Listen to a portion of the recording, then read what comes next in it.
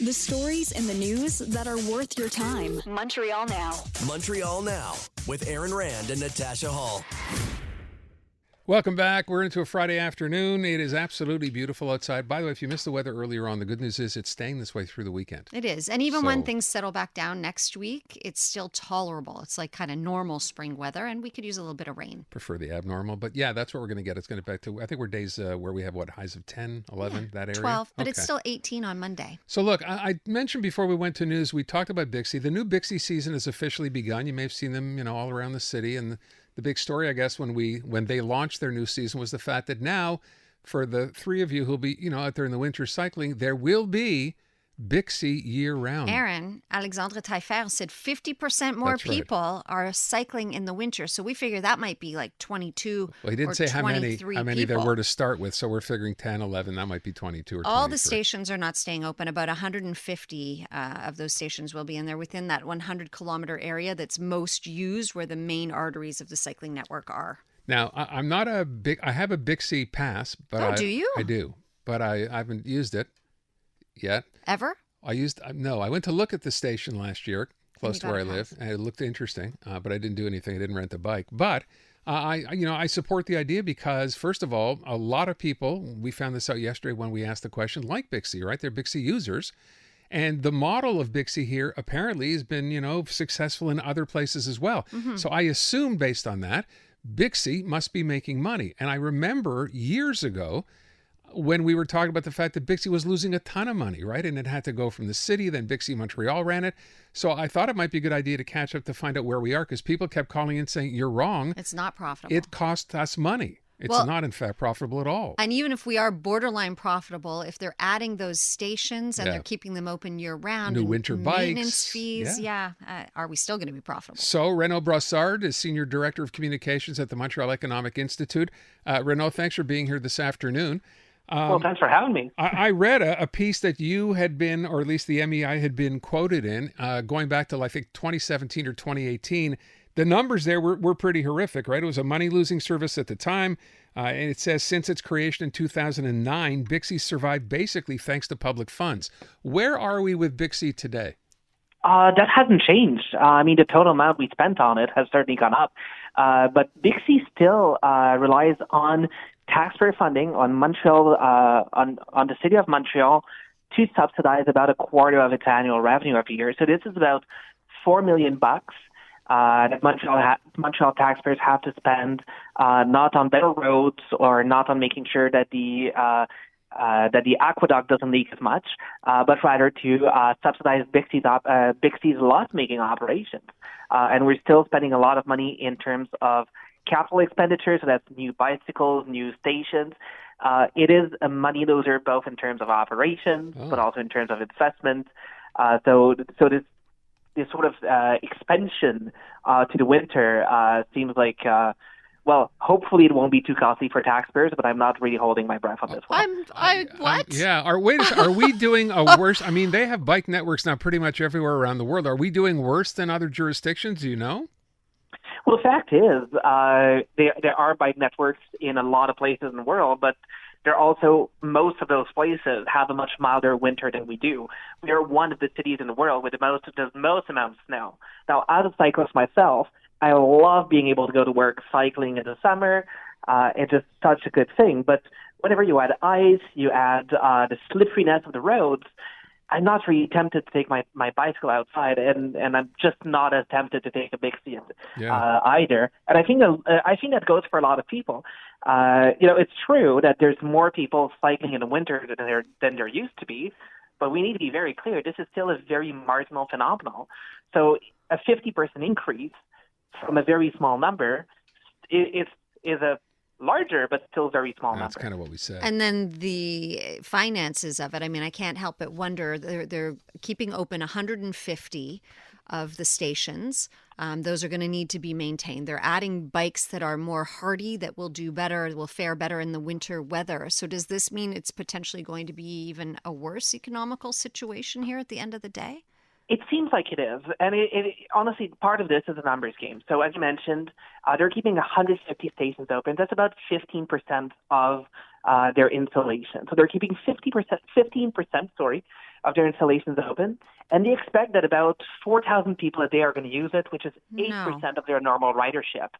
So already right there, you're seeing that there's a lot more installations that need to be available for a much smaller number of persons per installation. So right there, the costs are going to be higher. But then to your point, you're also adding the fact that you need a crew to change the tires to have some studded tires instead. Mm-hmm. You need a lot. You need a lot more work around every single bike. So this seems like it's going to be something that will increase the cost of Bixi quite massively. And unless Bixi can somehow find a way to recoup that cost, unfortunately, Montreal taxpayers are going to be on the hook for it once again. So it's a pilot project, right? But then, so if it fails, if it isn't financially feasible, that doesn't necessarily mean they won't continue doing it, though, Renaud. It doesn't mean that they won't continue doing it, but I'm just looking at Bixi's history. When it was pitched, when it was first pitched by Mayor Gérald Tremblay, it was pitched as something that would be a huge moneymaker for the city. Exactly. 12 years in, we're millions and millions down the hole. Just when the international aspect of Bixi went broke, that cost us about $100 million in bailout. Whoa, hold on. Then, what are we talking? What went broke? So initially, the plan with Bixi was to have both the operation locally, but also to have a company that would sell the service to other cities. Okay. And they did sell the service to a couple of other cities, but their expenses were just so high that they went broke, and it needed a $108 million bailout, $37 million of which went to Bixi in Montreal, the rest which went to basically to pay the debt of that defunct corporation. But then you have that, and you add to it the operating costs that are now $4 million a year. From a financial standpoint, Bixi has never been a success, and yet 12 years in, we're still paying for it. So I'm not too optimistic about the city's decision to exit if the pilot program proves to be massively expensive. I realize it's kind of an impossible question to answer. I had no idea. It's a good thing that we had you on to let us know that this thing, even though we think it's doing well and making money, is not. Forget about the winter part of this. Can this ever, in your opinion, become a moneymaker? I mean, does the city need to start charging more money for this in order to make money? There's a lot of things the city could look at, but I think one of the things the city needs to look at is whether or not it needs to be in that business. Not in the sense that we shouldn't have bike sharing. We definitely should. But there's a lot of independent or private actors that are more than willing to do it. I'm thinking of Lime Bike, for instance, that was active in Montreal back in 2019, that basically the city regulated out of existence. But there are these actors that are willing to make it with private money, not taxpayers' money. And if they lose money, well, at least taxpayers are not on the hook for it. Wow. Are other jurisdictions doing that? I mean, how many of these are run by municipal governments as opposed to outside businesses? So it's hard to say because there's so many cities in the world, right? But I know in Ottawa, just in the last couple of summers, Lime Bike has been very, very successful, where there's a lot of people that are using them. They're small electric scooters. We had them for a year in Montreal, and they seem to be quite popular with people, but the city sort of regulated them out of existence. But there's a lot of alternatives, but ultimately, what these alternatives have in common is that they are not funded by taxpayers. They're not. It's not people like you and me taking the risk on it. It's people that are willing to take the risk, put their money willingly, instead of just putting their money through their tax bill. I'm wondering, you touched upon, Renaud, the fact that you're a cyclist, but you don't ride in the winter because of the added risk factors. It's icy, it's dangerous, you can slip. Does that come into play here at all? Like, could this be a disaster in terms of people getting hurt? I can't really comment on that, to be honest. I'm thinking about insurance.